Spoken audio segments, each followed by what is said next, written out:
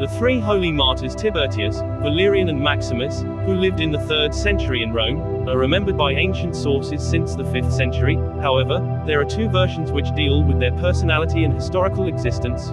One is linked to the Passio of Saint Cecilia, while the other is reported by the Hieronymian Martyrology, or the Martyrology of Saint Jerome. In the aforementioned Martyrology they are mentioned 4 times. The first indicates them as buried in the catacombs of Praetextatus on the Appian Way and remembered on the 14th of April, and this version is the one then passed into the Roman Martyrology, still in use today. The other versions remembers them as buried in other cemeteries in Rome and celebrates them on various dates, sometimes confused, like the case of Tiburtio with another namesake. Scholars have not reached an absolute certainty. It seems, however, that only Saint Tiburtius' celebration on the 14th of April, while, in the catacombs of Callistus, the other two were buried and celebrated on the 21st of April. It seems that later, it was Saint Gregory the Great who united them in a single celebration today.